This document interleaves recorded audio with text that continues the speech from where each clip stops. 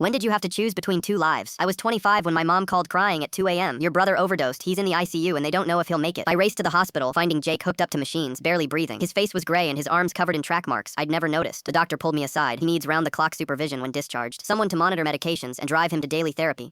Without family support, he'll relapse within weeks. Here's the thing about Jake. When kids bullied me for being short, Jake taught me to fight back. When I couldn't afford college textbooks, he worked extra shifts to help pay. When I got laid off last year, he let me crash rent-free for 4 months while I got back on my feet. I had no idea he was using drugs. He'd hidden it perfectly, showing up to family dinners, acting normal, texting me funny memes, helping me move furniture. The Jake lying unconscious felt like a stranger, but there was a massive problem. The same week Jake overdosed, my girlfriend Lisa got accepted to Harvard Medical School. We'd been planning to move to Boston together for months. I'd already put down a $2,000 deposit on our apartment and found a construction job. I can't do long distance for 4 years, Lisa said in the hospital cafeteria. Med school is 80-hour weeks, constant studying, no time for calls or visits. We moved to Boston next month together, or this relationship is over. Jake was getting discharged in 3 days. The rehab coordinator showed me statistics. Without daily family supervision, patients relapse 89% of the time. His ex-girlfriend blocked his number. Your dad lives in California and hasn't visited once. You're literally his only support system. I had 72 hours to choose between the woman I wanted to marry and the brother who'd sacrificed everything for me growing up. Those 3 days destroyed me. I barely slept, pacing Jake's hospital room while he drifted unconscious. Lisa packed boxes, crying and begging me to reconsider. He's an adult who made his choices. You can't save someone who doesn't want saving. Friday morning, I chose Jake. Lisa left for Boston the next day. We broke up over a devastating 20-minute call where she said I was throwing away our future for someone who'd probably overdose again anyway. Don't call me when you realize you made a mistake. For 6 months, my life revolved around Jake's recovery. I drove him to 7 a.m. therapy sessions, monitored his medication schedule, searched his room for drugs twice weekly, slept on his couch watching for relapse signs. Some days he'd cry and beg to quit treatment. Other days he'd thank me for not abandoning him like everyone else. It was exhausting and lonely. I watched Lisa's social media posts about med school, new friends, exploring Boston neighborhoods. Meanwhile, I was learning to use Narcan and researching addiction support groups. Then something unexpected happened. At Jake's group therapy, I met Sarah, a counselor specializing in addiction recovery. She'd lost her sister to overdose 2 years earlier and understood exactly why I'd stayed. She didn't think I was crazy or codependent. She thought I was brave. The recovery process was brutal. Jake had seizures during withdrawal. He'd disappear for hours, and I'd panic thinking he'd relapsed. Some nights he'd scream at me to leave him alone. Other nights he'd thank me through tears for staying. Month 4 was the turning point. Jake started helping other addicts at group sessions, sharing his story and offering hope. The anger left his eyes, replaced by determination. He got a job at Tony's Pizza and worked his way up to assistant manager within months. Jake's been clean 3 years now. He manages that pizza shop and coaches Little League baseball on weekends. Kids look up to him the way I used to. Sarah and I married last spring with Jake as my best man. His speech about second chances made everyone cry. Lisa graduated Harvard Medical School last month. Her Instagram showed her matching into pediatrics, looking happy in her white coat surrounded by classmates and probably a new boyfriend. I don't regret my choice for a second.